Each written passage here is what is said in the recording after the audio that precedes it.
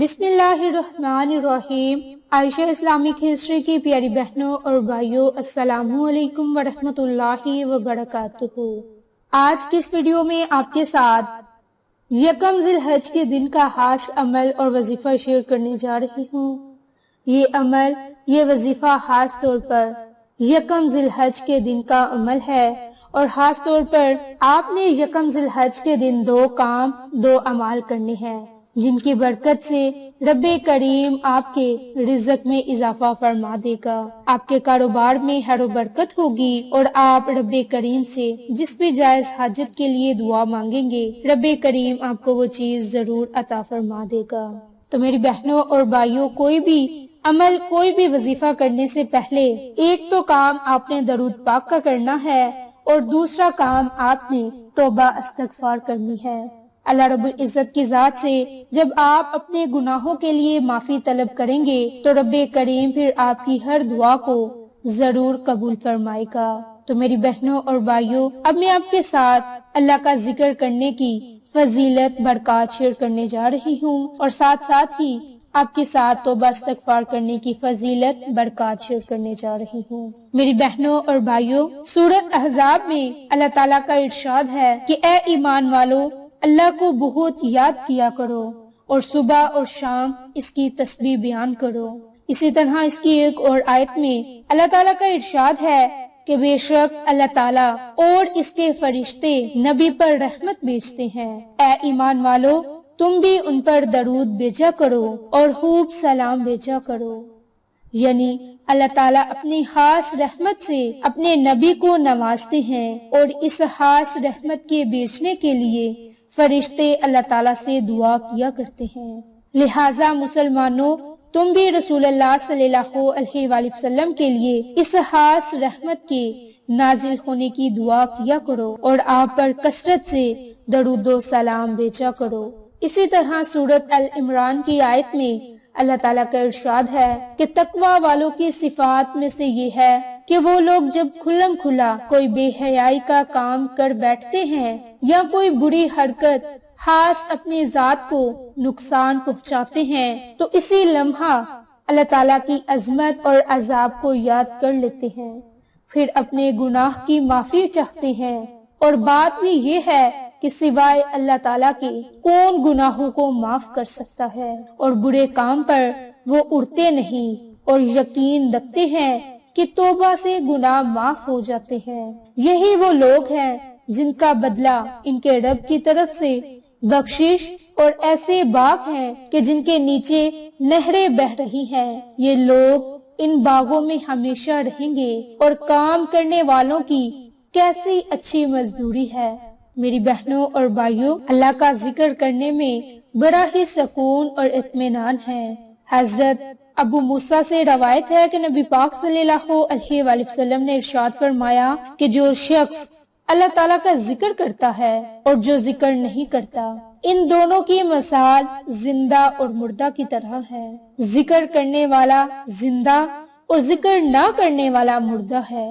ایک اور روایت میں یہ بھی ہے کہ اس گھر کی مثال جس میں اللہ تعالیٰ کا ذکر کیا جاتا ہو زندہ شخص کی طرح ہے، یعنی وہ آباد ہے، اور جس میں اللہ تعالیٰ کا ذکر نہ ہوتا ہو وہ مردہ شخص کی طرح ہے، یعنی کہ ویران۔ باحوالہ، بخاری اور مسلم۔ تو میری بہنوں اور بھائیوں، اللہ کے ان ناموں میں بہت ہی طاقت اور تاثیر ہے۔ آج کا یہ عمل، یہ وظیفہ خاص طور پر اللہ تعالیٰ کے دو خوبصورت ناموں، دو قرآنی کلمات کا خاص عمل ہے۔ انشاءاللہ یہ عمل مشکل کشا ہے، ہر حاجت کو پورا کرنے کے لیے، ہر مراد کو پورا کرنے کے لیے بڑا ہی خاص عمل ہے۔ جو کوئی اس عمل کو، اس وظیفے کو کرے گا تو رب کریم اس کی تمام تر مشکلات اور پریشانیوں کو ختم فرما دے گا۔ اس کا عمل اور وظیفہ ذکر کرنے سے پہلے میری آپ تمام سے گزارش ہے کہ جن لوگوں نے ابھی تک عائشہ اسلامک ہسٹری کو سبسکرائب نہیں کیا، وہ نیچے موجود لال رنگ کے بٹن کو دبا دیں، اور ساتھ موجود بیل آئیکن کو دبا کر آل نوٹیفیکیشن پر کلک کر دیں، تاکہ میری ہر نئی آنے والی ویڈیوز کی اپڈیٹ آپ تک بآسانی پہنچ سکے۔ جزاک اللہ۔ تو یہ عمل، یہ وظیفہ آپ نے کس طریقہ سے اور کس وقت میں کرنا ہے، یہ اب آپ کے ساتھ میں شیئر کرنے جا رہی ہوں۔ تو میری بہنوں اور بھائیوں، یکم ذی الحج کا پورا دن آپ کے پاس ہے۔ پورے دن میں جب بھی آپ کو مناسب وقت ملے، آپ نے تنہائی میں بیٹھ جانا ہے اور اس کے بعد اس عمل کو، اس وظیفے کو کرنا ہے، جو خاص طور پر قرآنی کلمات کا عمل ہے۔ انشاءاللہ رب کریم آپ کی تمام تر دلی مراد کو پورا فرما دے گا، آپ کی ہر حاجت پوری ہوگی۔ اس کے لیے آپ نے سب سے پہلے 3 مرتبہ درود پاک پڑھنا ہے۔ درود پاک پڑھنے کے بعد آپ نے 100 مرتبہ استغفار کرنی ہے۔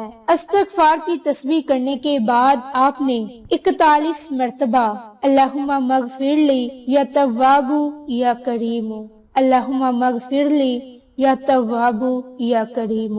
ان قرآنی کلمات کو، اللہ کے خوبصورت صفاتی نام کو آپ نے اکٹھا پڑھ کر ایک تصور کرنا ہے۔ اسی ترتیب سے، اسی طریقہ کار سے آپ نے اس عمل کو، اس وظیفے کو کرنا ہے، اور اس کے لیے آپ نے اول میں، آخر میں درود پاک پڑھ کر 100 مرتبہ استغفار کر کے 41 مرتبہ ان قرآنی کلمات کو پڑھ کے رب کریم سے اپنی کسی بھی مشکلات کے لیے، پریشانی کے لیے، مصیبت کے لیے خصوصی دعا مانگنی ہے۔ انشاءاللہ رب کریم آپ کی تمام تر مشکلات کو ختم فرما دے گا۔ جو بھی آپ کی دلی مراد ہوگی وہ ضرور پوری ہوگی۔ اس کے علاوہ آپ اس عمل کو، اس وظیفے کو یکم ذی الحج سے لے کر حج کے دن تک کر سکتے ہیں، کیونکہ یہ کلمات بڑے ہی بابرکت کلمات ہیں، اور ان کی برکت سے رب کریم آپ کی تمام تر دلی حاجتوں کو پورا فرما دے گا۔